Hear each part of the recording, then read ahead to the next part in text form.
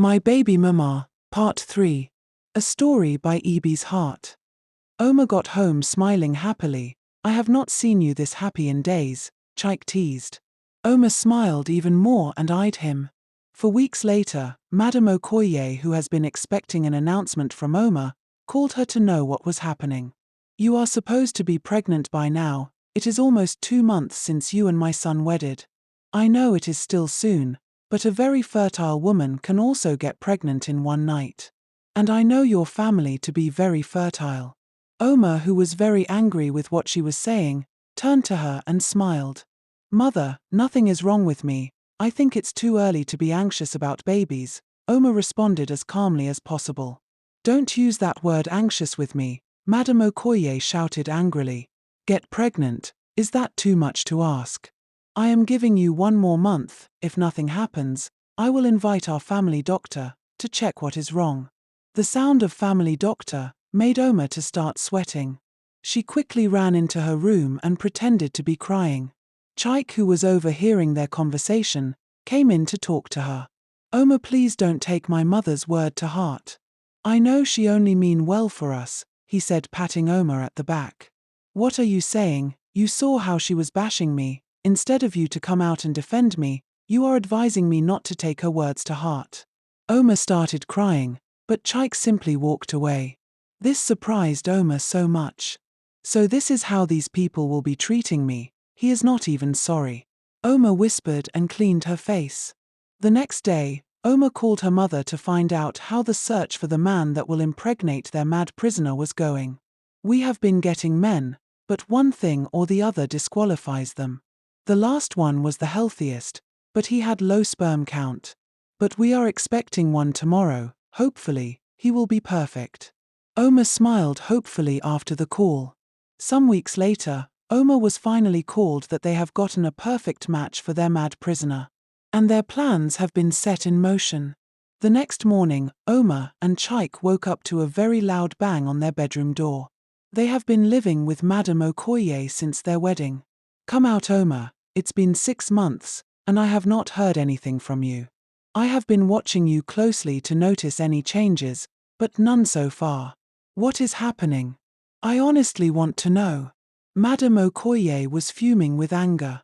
Omar was about to open her mouth to defend herself, when Madame Okoye told her to keep quiet.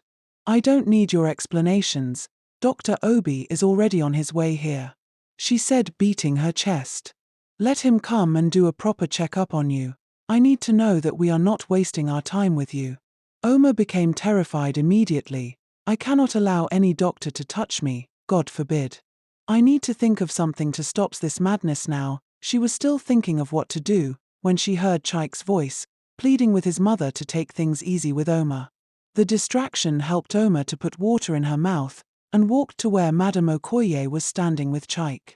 She pretended like she wants to tell her something, then she vomited the water on the ground. Madame Okoye gasped, "Oh dear, are you all right?" Omar slumped on the sofa and nodded her head, saying, I have been feeling lightheaded for some days now. I think it's malaria. Madame Okoye rushed to her side and said, It's not malaria. I think it has come. Why didn't you tell me you have been sick? Anyway, Dr. Obi is almost here. He will still check you and run some tests, so that we can be sure. Omar had no choice than to think of their alternative plan to seeing Dr. Obi. Few minutes later, Dr. Obi was already checking Omar's vitals in their bedroom, where Madame Okoye told her to lie down and rest. Chike had already gone to the office, because someone called him.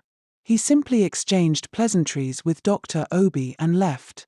Once Dr. Obi was alone with Omar, she brought out her phone and showed Dr. Obi a video of himself making love with a woman.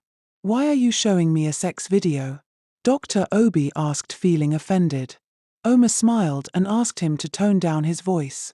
Who do you see in the video? Omar asked with a commanding tone. Dr. Obi was about to start raising his voice when Omar said, I think your wife will tell us who you were making love to. Dr. Obi took the phone and saw himself naked with his side chick. He started fidgeting and asked, How did you get this video? Omar got up from the bed and said with confidence, That is none of your business. Your job is simple, just tell them I am pregnant, and your marriage of 9 years stays intact. Tell them I am 2 weeks gone, and I don't need stress. Are we clear? Oma smiled and was about to open the door, when she almost collided with Madame Okoye. Dr. Obi, are you done already? I was on the phone, I wanted to know your diagnosis. Madame Okoye said with her hands in the air. And why are you sweating? Madame Okoye observed that Dr. Obi looked pale and scared. I am fine, it's just stress. We had an emergency operation yesterday night. He lied. Enough about you, what did you find? She asked, anticipating good news. Well, Dr. Obi cleared his throat and said, it is what you suspected, she is 2 weeks pregnant. Madame Okoye shouted hallelujah, and started dancing. Oma was smiling too, but Dr. Obi was so uncomfortable, so he excused himself and left. When Madame Okoye left after dancing, Oma took her phone and ran inside her toilet to call her mother. Mama, you told me she is pregnant, are you really sure? I am so scared that this plan might fail. Even though we have not tested her, I am very sure she is pregnant, Oma's mother said, assuring Oma. Just be strong, once we pull this plan through, the Okoye's wealth will become ours. Oma's mother said, laughing. As from today, start acting pregnant. And be very careful too, Madame Okoye might be desperate, but she is not stupid. Her mother said and hung up. Oma laughed heartily.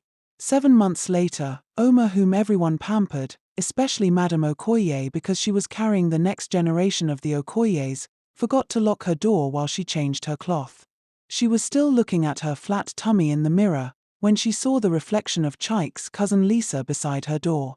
Lisa just finished high school. She was startled and scared, but she maintained her composure. She quickly tied her tummy with the baby bump, and ran out of her room, pretending not to have seen Lisa. Oma called Lisa, who was already seated in the parlor scrolling through her phone, to please come and check something out for her. She didn't utter a word about what she saw. She simply smiled at Oma. Oma welcomed her and offered to bring a special wine. She teased Lisa and said, "You came to see us today, I must entertain you with this wine that I have been keeping for my sister," she said, opening and pouring wine in a tall glass. Lisa, who was still a bit shaken, sipped the wine twice, and faked a phone call in order to leave. Oma poured the rest of the wine into the sink and threw the bottle away. The next day, Lisa was found dead in her room.